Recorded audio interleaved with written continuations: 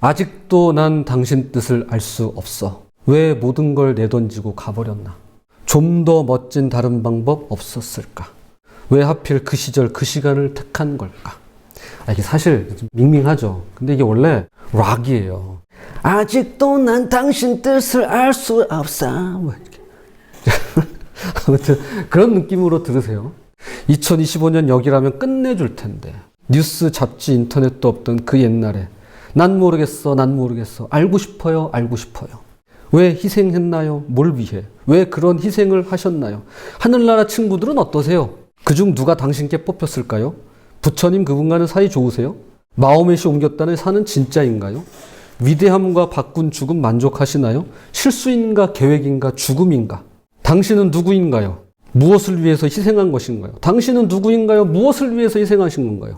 이것은 1970년대부터 지금까지도 전 세계적으로 큰 반향을 일으키고 있는 락 오페라 지저스 크라이스트 슈퍼스타에서 가룟 유다가 부르는 슈퍼스타라는 곡입니다. 당신은 누구인가요? 무엇을 희생하셨나요? 당신은 정말 사람들이 말하는 그런 존재인가요? 이 날카로운 질문은 인류 역사에서 가장 중요한 질문을 담고 있습니다.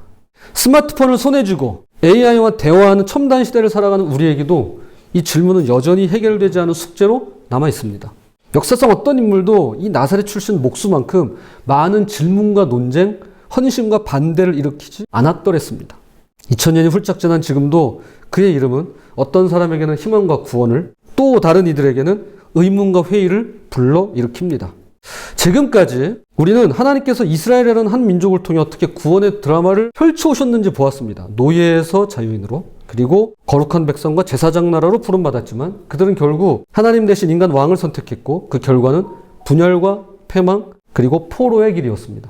그런데 이제 이 드라마에 놀라운 반전이 찾아옵니다. 예상과 기대를 완전히 뒤엎는 방식으로 한 인물이 무대 중앙에 등장하는데요. 그는 역사의 물줄기를 완전히 바꾸어 놓았습니다. 그의 이름은 예수.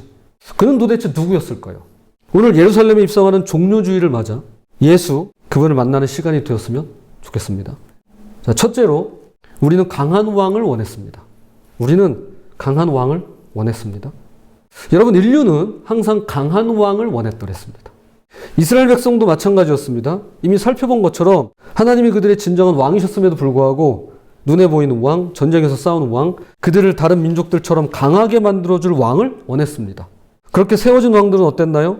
사울은 교만과 질투로 무너졌고, 다윗은 위대했지만 간음과 살인 등의 범죄를 저질렀고, 솔로몬은 지혜로웠지만 결국 우상 숭배로 타락했습니다. 결국 이스라엘은 분열되었고 수많은 왕들이 범죄와 타락을 반복하는 가운데 북이스라엘은 아수르에 의해, 남유다는 바벨론에 의해 멸망을 당하고 맙니다. 그러나 하나님은 포기하지 않으셨습니다. 그분의 선지자들을 보내셨고 이 선지자들을 통해 더 나은 왕, 진정한 메시아가 오실 것이라는 약속을 주셨습니다. 이사야 9장 6절입니다. 이는 한 아기가 우리에게 낳고 한 아들을 우리에게 주신 바 되었는데 그의 어깨에는 정사를 메었고 그의 이름은 기묘자라, 모사라, 전능하신 하나님이라, 영존하시는 아버지라, 평강의 왕이라 할 것임이라.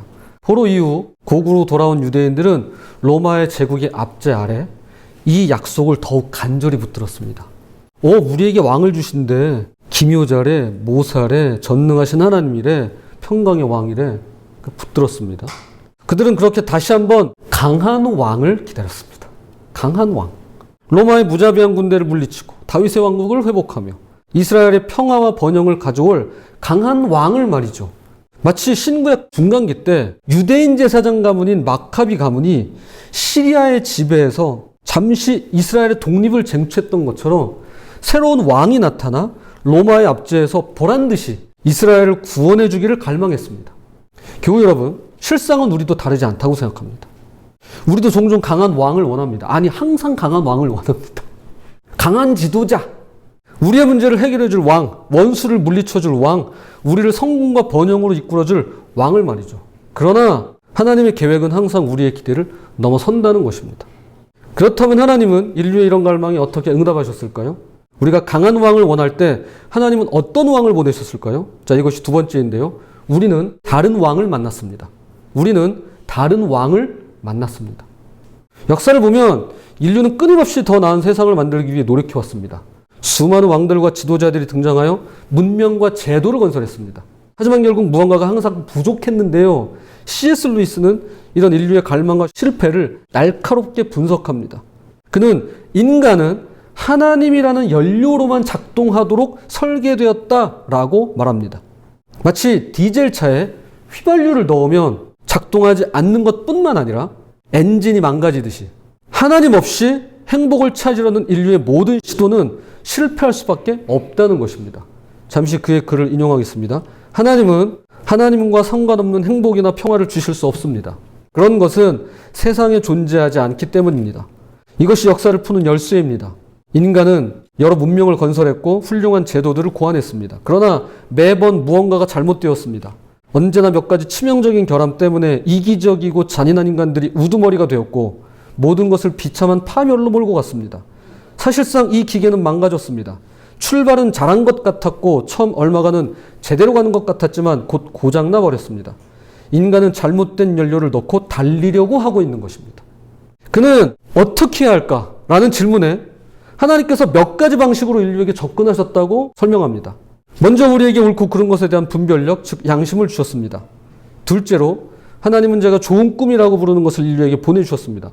여기서 좋은 꿈이란 어떤 이방 종교에든지 다 퍼져 있는 기묘한 이야기, 즉 죽었다가 다시 살아나 어떤 식으로든 인간에게 새 생명을 주는 신에 대한 이야기를 가리킵니다. 셋째로 하나님은 한 특정한 민족을 택하여 자신이 어떤 하나님인가를 수세기에 걸쳐 그들에게 심어주셨습니다.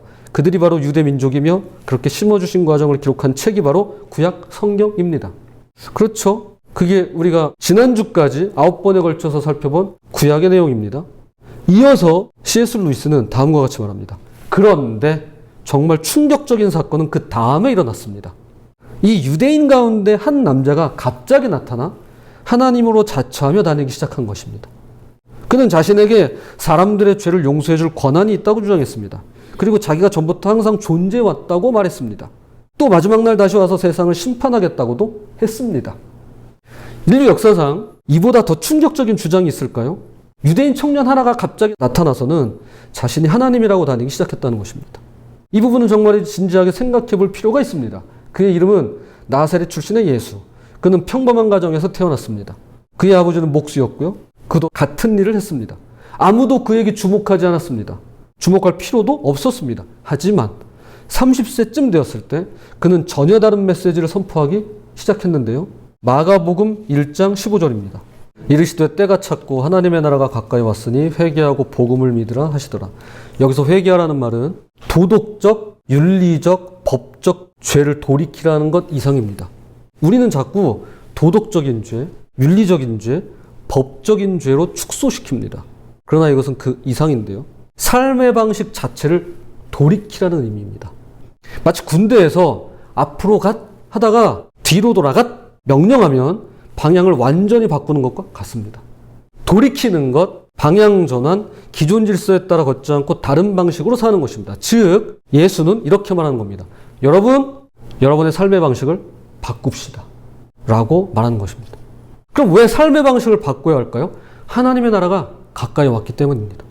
이것은 죽어서 가는 천국을 말하는 것이 아닙니다. 하나님의 정의와 평화 그리고 사랑이 지배하는 새로운 질서가 지금 여기에 임하고 있다는 선언이었습니다. 하다못해 결혼을 해서 자녀가 생겨도 삶의 방식을 바꿔야만 합니다. 그래야 가정을 꾸려나갈 수가 있어요.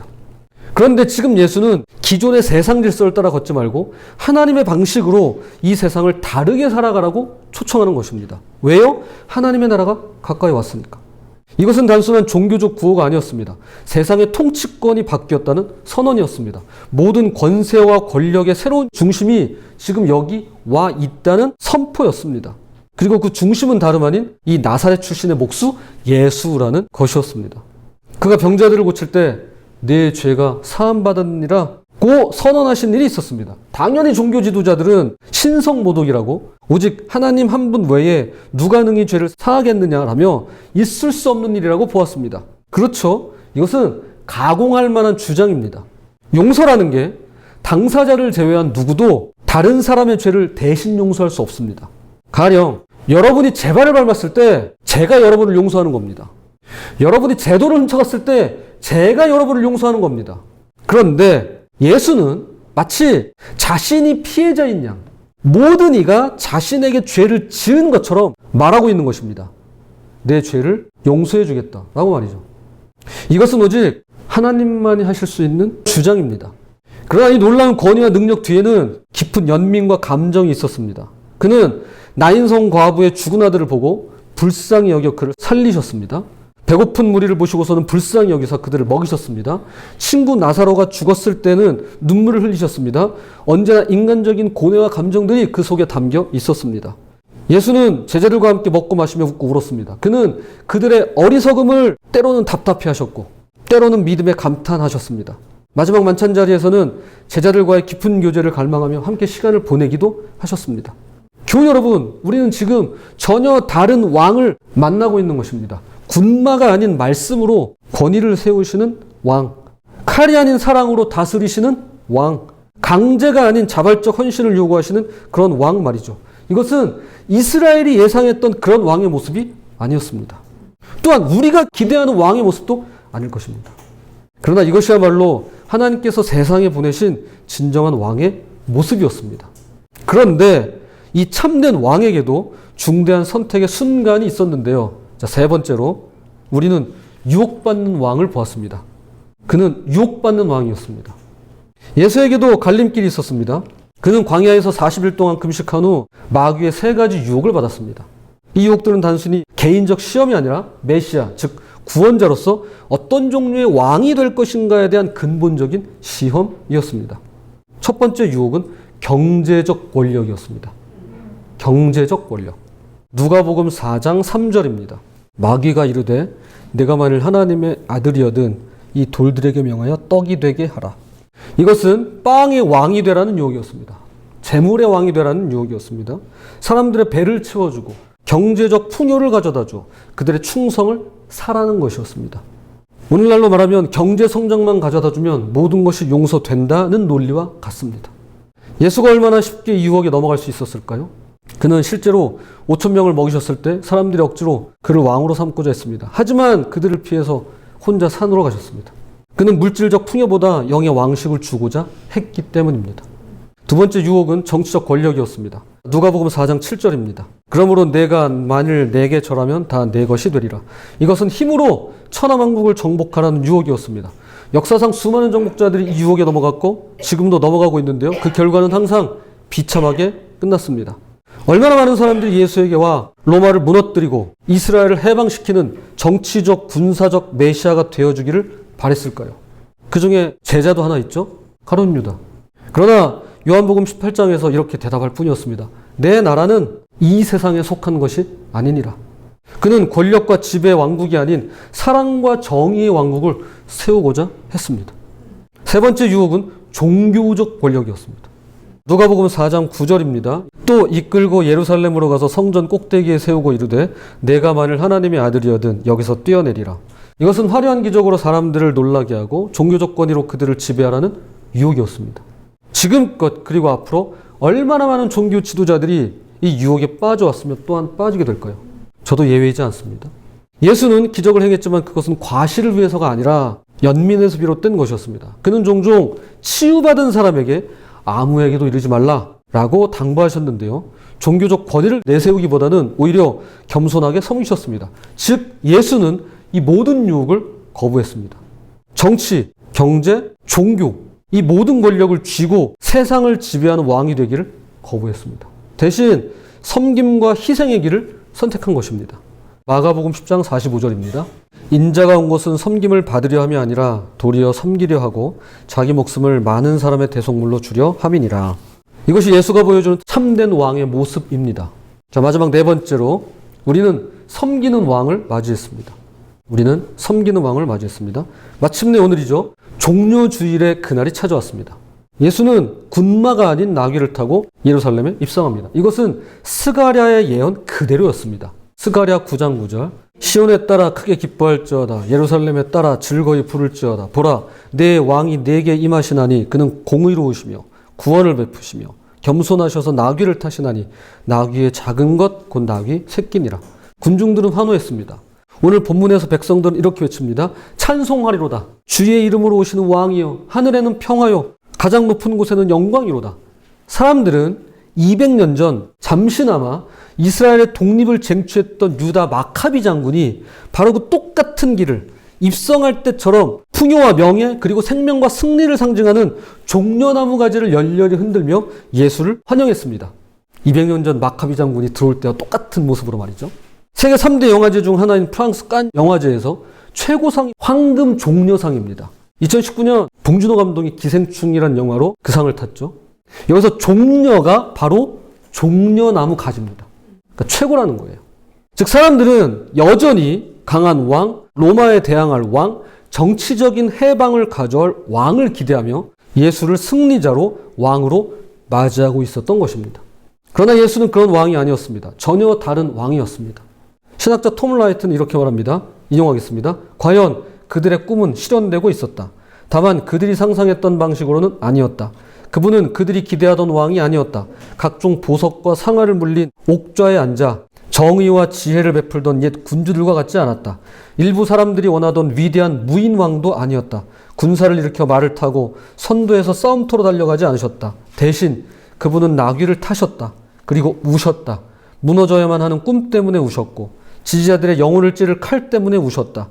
임하고 있는 나라뿐 아니라 임하고 있지 않은 나라 때문에 우셨다. 여러분은 어떤 왕을 상상하십니까?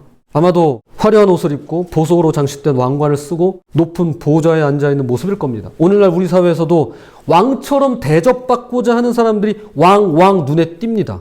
명문대를 나온 엘리트들, 의사, 변호사, 판사, 검사, 심지어는 목사와 같이 뒤에 사자가 붙는 직업인들, 유튜브에서 수백만 구독자를 거느린 인플루언서들, 수십억 자산을 보유한 부동산 재벌들, 정치 권력을 쥐고 전화 한 통이면 뭐든 해결된다며 법 위에 군림하려는 실세들 말이죠. 우리는 이런 사람들을 부러워하고 자녀들이 이런 왕이 되기를 바라며 소셜미디어에서 그들의 삶을 동경하는 좋아요를 누릅니다. 세상은 이들을 성공한 사람, 승리자 그리고 왕이라 부릅니다. 그러나 예수의 모습은 얼마나 달랐습니까? 그는 마지막 만찬에서 겉옷을 벗고 수건을 허리에 두르신 다음 무릎을 꿇고 제자들의 발을 씻기셨습니다. 그는 병든 자들과 죄인들, 소외된 자들을 찾아가셨습니다. 그리고 마침내 자신의 생명을 내어주셨습니다. 요한복음 10장 11절 나는 선한 목자라 선한 목자는 양들을 위하여 목숨을 버리거니와. 십자가에 달리시기 전날 밤 예수는 겟세마네 동산에서 땀이 핏방울과 같이 되도록 기도했습니다. 그분의 인간적인 고통과 두려움을 상상조차 할 수 없지만 결국 그는 그 길을 걸어갔습니다. 그리고 십자가에서 마지막 숨을 내쉬기 전 이렇게 기도했습니다. 아버지, 저들을 사하여 주옵소서. 자기들이 하는 것을 알지 못하나이다. 자신을 죽이고 있는 자들을 위한 이 용서의 기도에서 우리는 진정한 왕의 마음을 알게 됩니다. 이것이 그들이 만났던 왕이신 예수요, 지금까지 저와 여러분을 포함해 온 인류가 만나고 있는 왕이신 예수의 모습입니다. 다스리기 위해서가 아니라 섬기기 위해서 오신 왕, 죽이기 위해서가 아니라 죽으시기 위해서 오신 왕, 자신을 높이시기 위해서가 아니라 자신을 낮추시기 위해서 오신 왕 말이죠. 예수라는 이 왕은 왕관이 아니라 가시관을 쓰셨고 보좌가 아니라 십자가에 앉으셨으며 찬양이 아니라 조롱을 받으셨습니다. 이것이 바로 하나님의 구원 드라마를 완성하실 참된 왕의 모습인 것입니다. 자, 이제 말씀의 결론을 맺겠습니다. 그러면서 잠시 제 이야기를 드리겠습니다. 솔직히 말씀드려서 모든 설교가 그렇지만 특별히 오늘 말씀이 저로서는 가장 부담스러운 말씀 중 하나였습니다. 그것은 제가 수천 명 또는 수만 명의 회중들 앞에서 말씀을 전하기 때문이라던가 그래서 기대에 못 미친다거나 실수할까 봐서가 아닙니다. 물론 그것도 부담되는 일이긴 하겠죠. 오히려 그 반대라고 해야 할 것 같은데요. 사실 저는 목사로서 예수님을 누구보다도 잘한다고 자신합니다. 그러나 한편으론 양가 감정이 있습니다. 정말 그럴까? 내가 누구보다 예수님을 잘 알고 있는 게 진짜 맞을까? 나만의 뇌피셜 아닐까? 그건 네 생각이고 라고 말씀하시면 어쩌지? 그리고 정말로 내가 그분을 잘 알고 있는 게 맞다면 단 한 사람에게라도 단 한 영혼에게만이라도 과연 그분을 정확히 소개하고 제대로 전달할 수 있을까? 라는 부담과 두려움이 있습니다. 아니 목사씩이나 돼가지고 무슨 그런 확신도 하나 없나요? 라고 물으신다면 저도 그저 흔들리면서 피는 꽃일 뿐이고 흔들리면서 가리키는 나침반에 불과하기 때문일 것입니다. 저는 예수님을 못 믿겠다고 말씀드리는 게 아닙니다.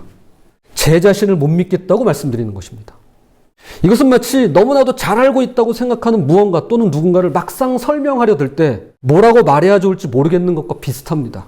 가령 시간이 뭐야? 라던가 엄마는 어떤 존재예요? 라고 물으면 선뜻 대답하기 힘든 것처럼 말이죠. 아마도 둘 중 하나일 겁니다. 나 스스로 잘 알고 있다고 착각하고 있던가 아니면 잘 알고 있는 게 맞지만 너무 많은 감정이 얽혀서 표현력이 따라가지 못하던가 말이죠. 그런 의미에서 지금까지 9편의 설교로 구약을 정리하고 이제 새로운 약속을 열어가시는 하나님의 구원 드라마 속에서 오늘 함께 나눈 내용은 찬송가 404장의 가사입니다. 하늘을 두루마리 삼고 바다를 먹물 삼아도 다 기록할 수 없는 그 일부 중에 일부도 안 되는 예수님에 관한 내용에 불과합니다. 혹시 눈치채셨을까요? 저는 결론 전까지 예수님 대신에 예수라고 불렀습니다.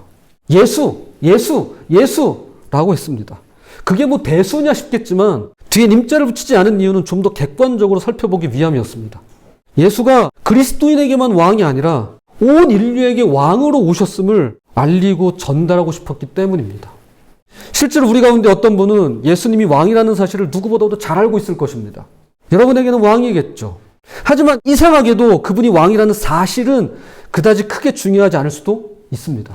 왜냐하면 그냥 사실이기 때문입니다. 예를 들어 볼게요.